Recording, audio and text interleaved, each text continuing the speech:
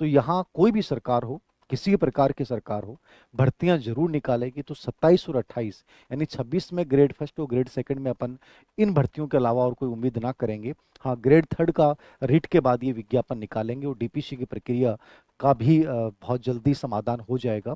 दूसरी एक इंपॉर्टेंट बात ये है कि स्टाफिंग पैटर्न ये करने जा रहे हैं, और स्टाफिंग पैटर्न होने के बाद आपको सबको पता चल जाएगा किस प्रकार की वैकेंसी कितने पदों पे आएगी।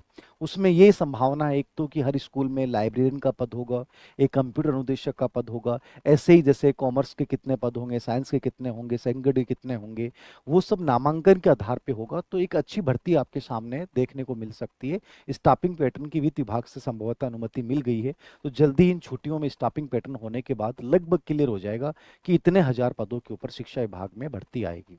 अब तीसरी बात महत्वपूर्ण ये है कि आप लोगों को लगे कि सर आएगी कि नहीं आएगी, इन सब कंफ्यूजन से दूर मैं आप लोगों को ये कहना चाहूंगा कि जो है आपके सामने उसकी तैयारी कीजिए।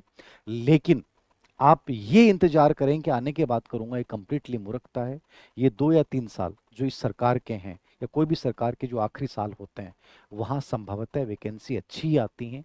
तो आप ये मान के चलिए कि 1 डेढ़ साल 2 साल में आपको कहीं ना कहीं, यदि आपने ढंग से अपनी तैयारी को मेंटेन रखा, तो कहीं ना कहीं सेट जरूर हो जाओगे। विशेष शिक्षक के पदों की भी स्टाफिंग पैटर्न में ये स्पेशली बिंदु शामिल किया गया है। तो मे बी ये भी होगा कि जो एनईपी 2020 के अनुसार जो स्टाफिंग पैटर्न हो रहा है, तो विशेष शिक्षक के पद भी जितनी भी वैकेंसी आए उनमें पद जरूर आएंगे। कम आ सकते हैं बट आएंगे जरूर। तो सभी आशावादी दृष्टिकोण के साथ इंतजार करें कि कुछ अच्छी वैकेंसी हमें देखने को मिलेंगी, और इन 25,000 में भी शायद कुछ शिक्षा विभाग के पद नए हों, ये हम उम्मीद करते हैं।